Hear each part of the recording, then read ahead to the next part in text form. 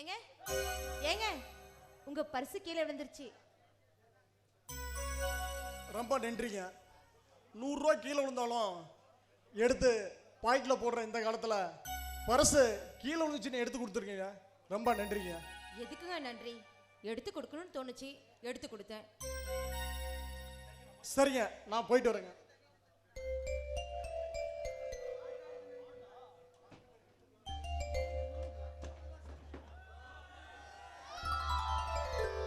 வாங்க, உங்களை பார்க்க தான் வரலாம்னு நினைச்சேன், நீங்களே வந்துட்டீங்க. சொல்லு செல்வி, என்ன விஷயம்? காதலனை பார்க்க காரணம் வேணுமா என்ன? இல்ல செல்வி, நான் அப்படி சொல்ல வரல. நம்ம லவ்வர்ஸ் எப்போ வேணாலும் சந்திக்கலாம். இருந்தாலும் உன் மனசுக்குள்ள ஒரு காரணம் ஒன்று இருக்குல்ல, அதுதான் நான் கேட்டேன். அந்த காரணத்தை சொல்ல தானே நான் வந்திருக்கேன். இங்க பாருங்க, எங்க வீட்டில் எனக்கு கல்யாணத்துக்கு ஏற்பாடு பண்ணிட்டு இருக்காங்க. அதனால எங்க நாம பிரிஞ்சிருவோன்னு எனக்கு ரொம்ப பயமா இருக்கு. முரளி, எவ்வளவு சீக்கிரம் என்ன பொண்ணு வந்து கேட்க முடியுமோ அவ்வளவு சீக்கிரம் கேளுங்க. உன்னோட நிலைமை எனக்கு புரியுது செல்வி.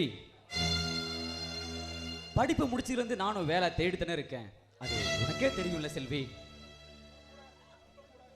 இப்ப கூட ஒரு வேலை விஷயமா தான் போயிட்டு வந்தேன் செல்வி. இந்த வேலை கிடைச்ச உடனே முறைப்படி வந்து உங்க வீட்டில் பொண்ணு கேட்டு கல்யாணம் பண்ணிக்கிறேன் செல்வி. இங்க பாரு செல்வி, நீ எதுக்கும் கவலைப்படாம தைரியமா இரு பேபி. உனக்கு நீ, எனக்கு நானு. அந்த ஆண்டவை எப்போ எழுதிட்டான், அதை யாராலையும் மாற்ற முடியாதுங்க. சீக்கிரமா ஒரு நல்ல முடிவோடு வருவீங்கன்னு நம்பிக்கையோட போறேன். சரி, என்னை வீட்டில் தேடுவாங்க, நான் வரேன். நம்பிக்கையோடு இரு செல்வி, நம்பிக்கை தான் எல்லாமே. யானைக்கு எப்படி தும்பிக்கையோ அது மாதிரிதான் நம்ம காதலுக்கு நம்பிக்கை ரொம்ப முக்கியம் செல்வி. செல்வி, நம்ம காதல் ஒரு தெய்வீக காதல் செல்வி. நம்மளை படிச்ச அந்த ஆண்டவனே நினைச்சாலும் நம்மளை யாரும் பிரிக்க முடியாது செல்வி. கண்டிப்பா நான் வருவேன், நீ எதுக்கும் கவலைப்படாம பார்த்து போயிட்டு வா செல்வி. சரி, வரேன்.